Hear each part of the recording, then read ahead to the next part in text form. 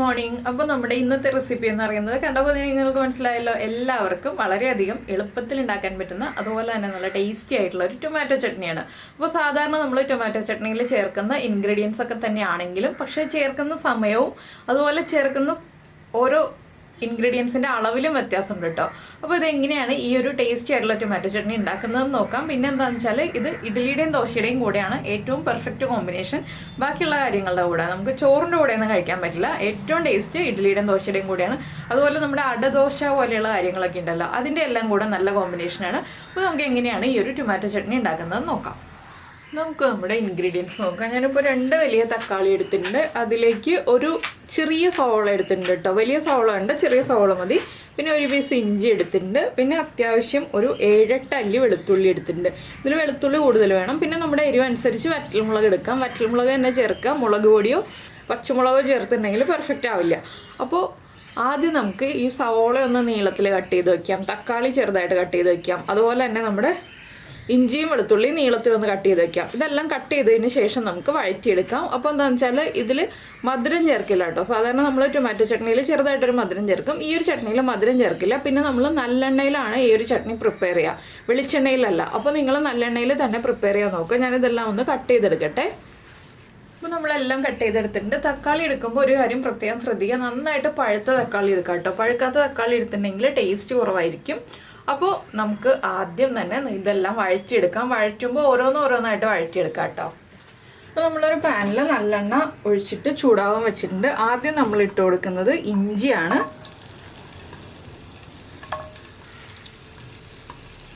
എല്ലാം ചെറുതായിട്ട് കട്ട് ചെയ്യുക എന്നേ ഉള്ളൂ. ഇതിന് വലിപ്പത്തിലൊന്നുമില്ല. ചെറുതായിട്ട് വേഗം വഴന്ന് കിട്ടാൻ എളുപ്പത്തിൽ നമ്മൾ കട്ട് ചെയ്തെടുക്കുക. ഇഞ്ചി ഒന്ന് ചൂടായി തുടങ്ങട്ടെ. എന്താണെന്ന് വെച്ചാൽ ഇഞ്ചിയുടെ അത്രയും കുക്കിംഗ് ടൈം ഇല്ല നമ്മുടെ വെളുത്തുള്ളിക്ക്. അതുകൊണ്ടാണ് ഇഞ്ചി ആദ്യം നമ്മൾ ചേർക്കുന്നത്.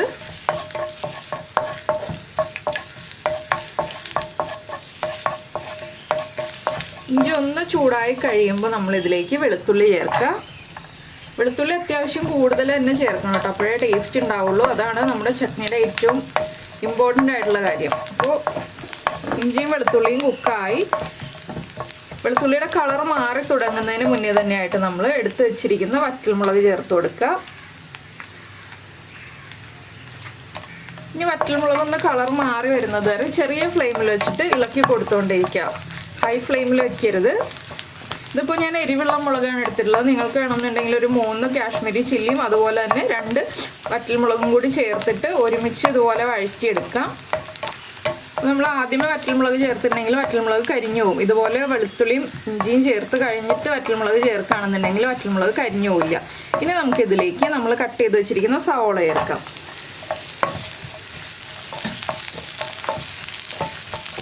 ഇനി സവോളയും കൂടി കുക്കായി വരുമ്പോൾ വറ്റൽമുളക് ബാക്കി കുക്കായിക്കോളും. തക്കാളി ആദ്യമേ ചേർത്ത് കൊടുക്കരുത്. എന്താണെന്ന് വെച്ചാൽ തക്കാളിയിൽ നിന്നുള്ള വെള്ളം ഇറങ്ങിയിട്ട് ബാക്കിയുള്ള കാര്യങ്ങളൊന്നും കുക്കായി വരില്ല. അതുകൊണ്ടാണ്. പിന്നെ ഈ ഒരു ചട്നി അരയ്ക്കുമ്പോൾ വെള്ളം ചേർക്കണം എന്നുണ്ടെങ്കിൽ 2-3 ടേബിൾ സ്പൂൺ വെള്ളം ചേർത്ത് കൊടുത്തിട്ട് അരയ്ക്കാം കേട്ടോ. നിങ്ങൾക്ക് കൂടുതൽ ചട്നി വേണമെന്നുണ്ടെങ്കിൽ വെള്ളം ചേർത്ത് കൊടുത്തിട്ട് അരയ്ക്കാം. ഞാനിപ്പോൾ തിക്കായിട്ടുള്ള ചട്നി ആയിട്ടാണ് അരച്ചെടുക്കുന്നത്, അതുകൊണ്ട് വെള്ളം ചേർക്കുന്നില്ല. അതൊക്കെ നമ്മുടെ ഇഷ്ടത്തിനനുസരിച്ച് വ്യത്യാസം വരുത്താം. സവോളയൊന്നും ഒരുപാട് കളർ മാറിപ്പോകണ്ട, നമുക്കൊന്ന് ലൈറ്റായിട്ട് കുക്കായി തുടങ്ങിയാൽ മതി. ഇനി നമുക്കിതിലേക്ക് കറിവേപ്പിലയാണ് ചേർത്ത് കൊടുക്കാനുള്ളത്. അത്യാവശ്യം കുറച്ച് കറിവേപ്പിലയും ചേർത്ത് കൊടുക്കുക.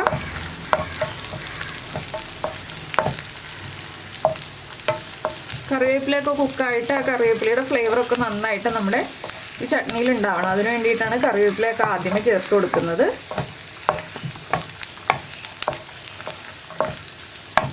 ഇനി നമ്മൾ ചേർത്ത് കൊടുക്കാൻ പോകുന്നത് ഒരു 1/4 ടീസ്പൂൺ മഞ്ഞൾപ്പൊടി, അതുപോലെ തന്നെ ആവശ്യത്തിന് ഉപ്പ്.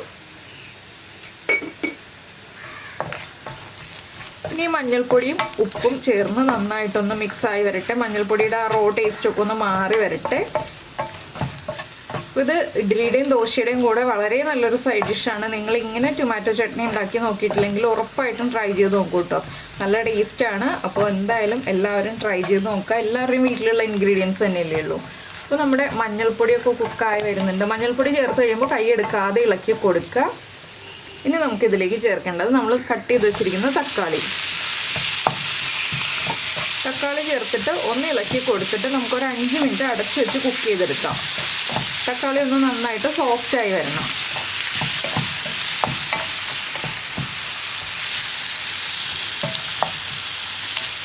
ഇനി ഞാനിതൊന്ന് അടച്ചു വെച്ച് ഒരു 5 മിനിറ്റ് കുക്ക് ചെയ്തെടുക്കട്ടെ. അപ്പോൾ നമ്മുടെ തക്കാളിയൊക്കെ നന്നായിട്ട് കുക്കായി വന്നിട്ട് നമുക്ക് ഫ്ലെയിം ഓഫ് ചെയ്യാം. ഇതിലേക്ക് ഇനി നമ്മൾ ഇപ്പോൾ ഒന്നും ചേർക്കേണ്ട, നമ്മളിനി അരച്ച് കഴിഞ്ഞിട്ടാണ് ബാക്കിയുള്ള കാര്യങ്ങളൊക്കെ ചേർക്കേണ്ടത്. അപ്പോൾ നമുക്ക് ചൂട് മാറി കഴിയുമ്പോൾ അരച്ചെടുക്കാം. അപ്പോൾ നമ്മുടെ ചട്നി അരച്ചെടുത്തു. ഞാൻ വീണ്ടും അതേ പാൻ തന്നെ വെച്ചിട്ടുണ്ട്. പാനൊന്ന് കഴുകിയിട്ട് വെക്കാം കേട്ടോ, അല്ലെങ്കിൽ തക്കാളിയുടെ ഇതൊക്കെ കരിഞ്ഞു വരും. അപ്പോൾ പാനിൽ വീണ്ടും നല്ലെണ്ണ ഒഴിച്ചിട്ടുണ്ട്. ഇതിലേക്ക് നമുക്ക് ഒരു 1/2 ടീസ്പൂൺ കടുക് ചേർത്ത് കൊടുക്കാം. കടുകൊന്ന് പൊട്ടി വരട്ടെ.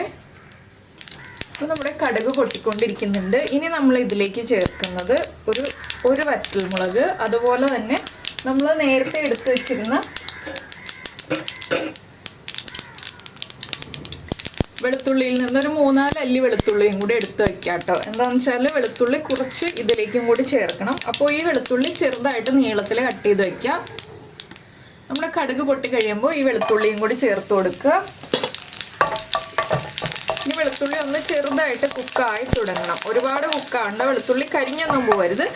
ഒന്ന് കുക്കായി തുടങ്ങുമ്പോൾ നമുക്കിതിലേക്ക് കറിവേപ്പിലയും അതുപോലെ തന്നെ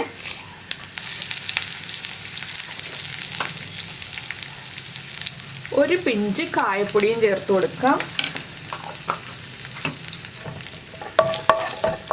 ഇത് രണ്ടും ചേർത്ത് ഒന്ന് ആ കായപ്പൊടിയുടെ റോ ടേസ്റ്റ് മാറി വരുമ്പോൾ നമ്മൾ അരച്ചു വെച്ചിരിക്കുന്ന നമ്മുടെ ടൊമാറ്റോ പേസ്റ്റ്, ടൊമാറ്റോ അതുപോലെ തന്നെ നമ്മുടെ സവോള എല്ലാം ചേർന്ന പേസ്റ്റ് ഇതിലേക്ക് ചേർത്ത് കൊടുക്കുക.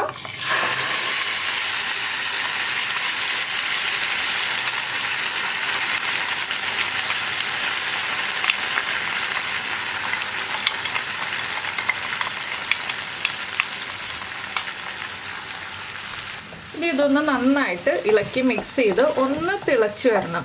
ഒന്ന് തിളച്ചാൽ മാത്രം മതി കേട്ടോ, ഒരുപാട് സമയം തിളയ്ക്കേണ്ട. എന്താണെന്ന് വെച്ചാൽ നമ്മളെല്ലാം വഴറ്റിയിട്ടാണ് അരച്ചിട്ടുള്ളത്. പിന്നെ നിങ്ങൾ വെള്ളം ചേർത്തിട്ടാണ് അരച്ചിട്ടുള്ളതെന്നുണ്ടെങ്കിൽ മാത്രം ആ വെള്ളം ഒന്ന് ചൂടാകാനുള്ള സമയം ഒന്ന് തിളപ്പിച്ചെടുക്കുക. ഞാനിപ്പോൾ വെള്ളം ചേർക്കാതെയാണ് അരച്ചിട്ടുള്ളത്, അതുകൊണ്ട് ഒരുപാട് സമയം തിളപ്പിക്കുന്നില്ല. ഒന്ന് ചൂടായി വരുമ്പോൾ നമുക്ക് ഫ്ലെയിം ഓഫ് ചെയ്യാം. ഉപ്പ് ചെക്ക് ചെയ്യുക, ഉപ്പ് കുറവാണെങ്കിൽ ഉപ്പ് ആഡ് ചെയ്ത് കൊടുക്കുക. അപ്പോൾ നിങ്ങൾക്ക് എല്ലാവർക്കും ഈ ഒരു റെസിപ്പി ഇഷ്ടമായി ഉണ്ടാകുമെന്ന് വിചാരിക്കുന്നു. വളരെ ഈസി ആയിട്ടുള്ള റെസിപ്പിയാണ്. അപ്പോൾ എല്ലാവരും ഉണ്ടാക്കി നോക്കുക. പിന്നെ നമ്മുടെ ചാനൽ ആദ്യമായിട്ട് കാണുകയാണ്, നമ്മുടെ വീഡിയോ പ്രസൻറ്റ് ചെയ്യുന്ന രീതിയൊക്കെ ഇഷ്ടമായി എന്നുണ്ടെങ്കിൽ നമ്മുടെ ചാനൽ ഒന്ന് സബ്സ്ക്രൈബ് ചെയ്ത് സപ്പോർട്ട് ചെയ്യണേ. സബ്സ്ക്രൈബ് ചെയ്യുന്നതിന് ഈ വീഡിയോയുടെ താഴെയുള്ള റെഡ് സബ്സ്ക്രൈബ് ബട്ടൺ ഒന്ന് ക്ലിക്ക് ചെയ്യുക. ആൻഡ് റൈറ്റ് സൈഡിലുള്ള ബെല്ലൈക്കണം ക്ലിക്ക് ചെയ്യുക. അപ്പോൾ ഓൾ എന്ന് പറഞ്ഞിട്ടൊരു ഓപ്ഷൻ കാണാം. ആ ഓളും കൂടി പ്രസ് ചെയ്തിട്ടുണ്ടെങ്കിൽ ഞാൻ എപ്പോഴും വീഡിയോ അപ്ലോഡ് ചെയ്യുമ്പോൾ നിങ്ങൾക്ക് നോട്ടിഫിക്കേഷൻ വരും. അപ്പോൾ നമുക്ക് നമ്മുടെ അടുത്തൊരു റെസിപ്പിയുമായിട്ട് അടുത്ത ദിവസം വീണ്ടും കാണാം.